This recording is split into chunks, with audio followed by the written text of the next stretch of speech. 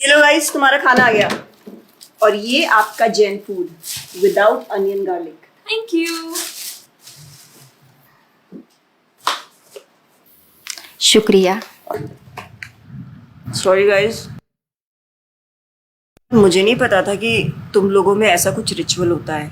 हाँ, प्रे तो करना चाहिए। हम हमेशा खाने से पहले अल्लाह ताला से प्रे करते हैं। यस, रिचुअल नहीं स्पिरिचुअल। हम ही पहले भगवान को भोग ऑफर करते हैं और उसके बाद प्रे करके खाते हैं।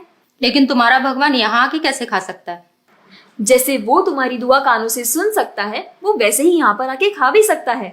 भगवान का फॉर्म पर्सनल है। अगर वो कानों से सुन सकते हैं तो मुंह से आके खा भी सकते हैं। उनके कान और मुंह दोनों है। शालिनी, तुम प्रे नहीं करती खाना खाने से पहले? नहीं, लेकिन मेरे चाचा ने एक बार कहा था कि हमको वो गॉड ऑफ फूड को और फार्मर्स को थैंक यू बोलना चाहिए। You mean Annapurna Devi? What? God of food.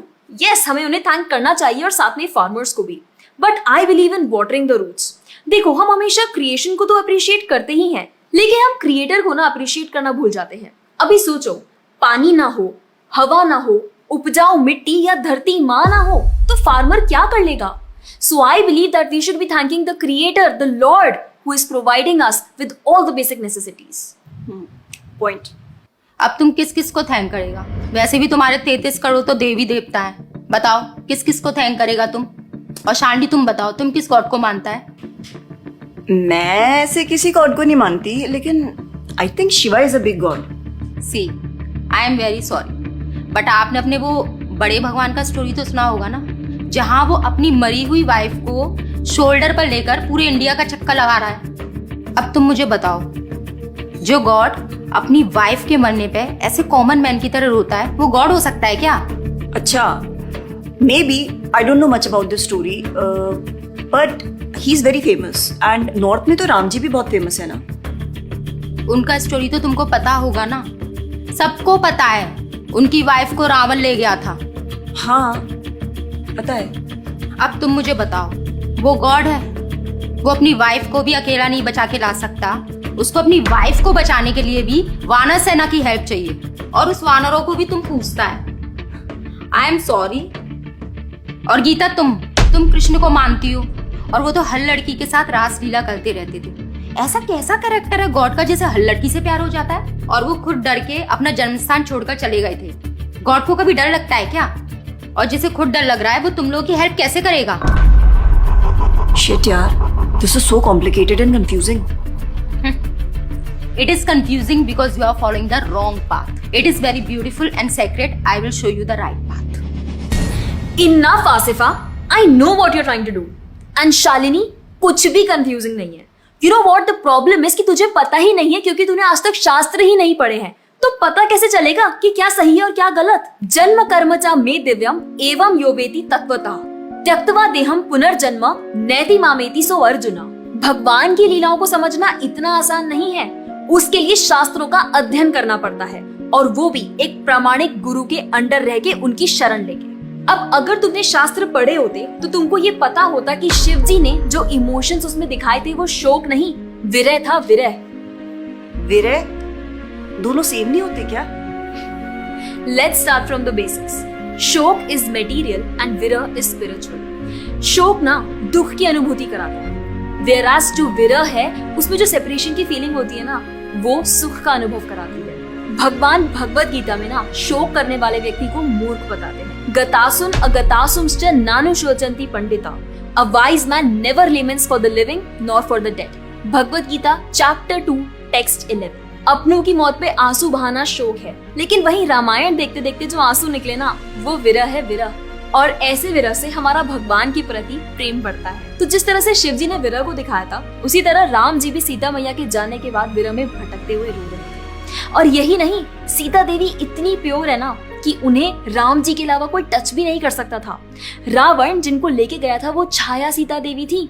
असली सीता देवी तो अग्नि में समा गई थी, और वो अग्नि परीक्षा के वक्त बाहर आई थी।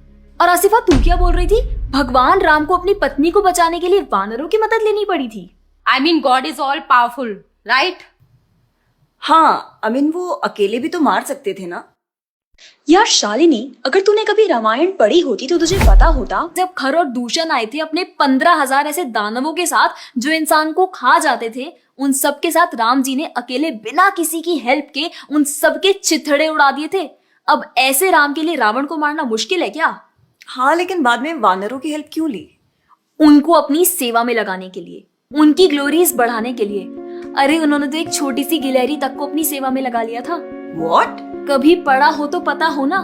खैर, और हम हनुमान जी की पूजा इसीलिए करते हैं क्योंकि भगवान तक पहुंचने का रास्ता उनके भक्तों की सेवा है। जब भगवान देखते हैं कि मेरे भक्तों का गुणगान हो रहा है या कोई सेवा कर रहा है तो वो बहुत खुश होते हैं। जैसे मैं तेरी मॉम के सामने अगर तेरी तारीफ करूं तो वो खुश होती है ना। पॉइंट।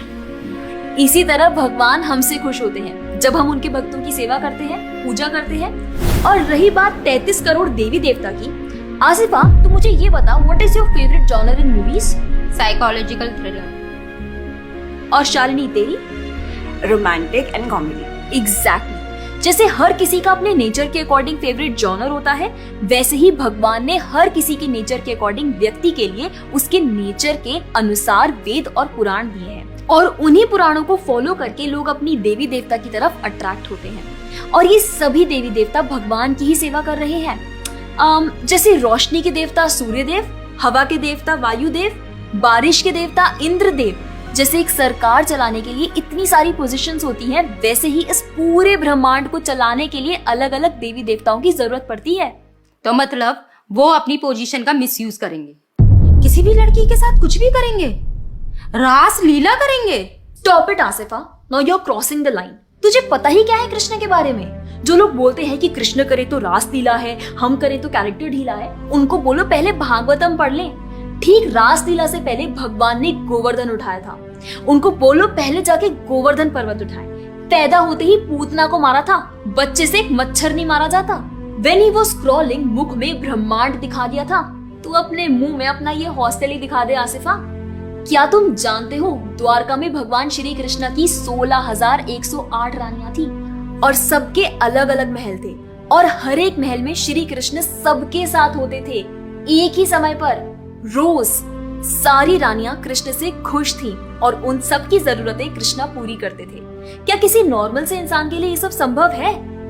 आज के टाइम पे तो एक ही नहीं संभलती, लेकिन उस टाइम सारी रानियां एक दूसरे के साथ खुश थीं और उन्हें खुश कृष्ण रखते थे। क्यों? क्योंकि वो भगवान है। और रही बात ब्रज की गोपियों के साथ रास लीला करने की, तो इतना जान लो कि रास लीला के टाइम पर करोड़ों गोपियां थी और कृष्ण पूरे टाइम हर एक गोपी के साथ मौजूद थे और उनके साथ डांस कर रहे थे एक टाइम पे करोड़ों गोपियों के साथ। ये सब बहुत डीप लीलाएं हैं और ये सब तभी पता चलेगी जब साधुओं के संग में रह के शास्त्रों को पढ़ा जाएगा। हवा में तीर चलाने से या सुनी सुनाई बातों पर यकीन करने से कुछ नहीं होने वाला। और रही बात अपने भक्तों को बचाने की, तो भगवान ने तो अपने भक्त परीक्षित महाराज को गर्भ में बचाया। 5 साल के प्रहलाद महाराज के लिए नरसिंह अवतार लेकर आए और उनको बचाया। यहाँ तक कि वो अपने गुरुदेव सांदीपनी मुनि के बेटे को मरने के बाद वापस लाए और उनको जिंदा किया। आई एम रियली इम्प्रेस्ड यार। हिंदू होते हुए भी मुझे ये फैक्ट्स पता ही नहीं थे। मेरे पेरेंट्स ने मुझे कभी इन सब चीजों के बारे में बताया ही नहीं। हाँ, पेरेंट्स की तो गलती है, लेकिन हम भी तो वही कर रहे हैं जो उन्होंने किया। We are not learning about our culture, not reading Ramayan, Mahabharat और भगवत गीता। आजकल तो ये सब कुछ रीड करना बहुत इजी भी है and everything is available on our phones. And the problem is that we don't want to learn. और इसीलिए हमें कोई कुछ भी बोलता है और हम उसे मान लेते हैं और अपने बिलीफ को चेंज करने के लिए रेडी हो जाते हैं। एक्चुअली में पता है, किसी का हार्ट ट्रांसफॉर्म करना है तो प्यार से करो, ज्ञान से करो, पैसे और तलवार से नहीं।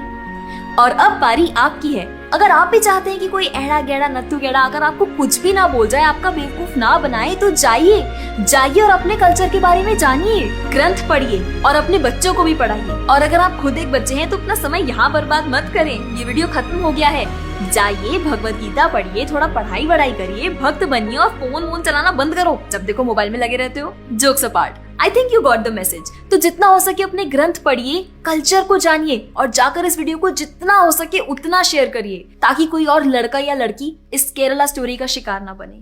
Thank you so much for watching. Hare Krishna. और हाँ, इस वीडियो को लाइक करें और भक्ति टुडे चैनल को सब्सक्राइब करें। खुदा हाफिज। हरे कृष्णा, अगर आपको हमारा वीडियो पसंद आया है और आप हमारे मीनिंगफुल स्पिरिचुअल मैसेजेस को ज्यादा से ज्यादा लोगों तक पहुंचाना चाहते हैं और इस चेंज का हिस्सा बनना चाहते हैं तो हमें सपोर्ट करें। आप हमारी वीडियोस और इक्विपमेंट्स को भी स्पॉन्सर कर सकते हैं। डिटेल्स डिस्क्रिप्शन बॉक्स में है। See you next time. Hare Krishna.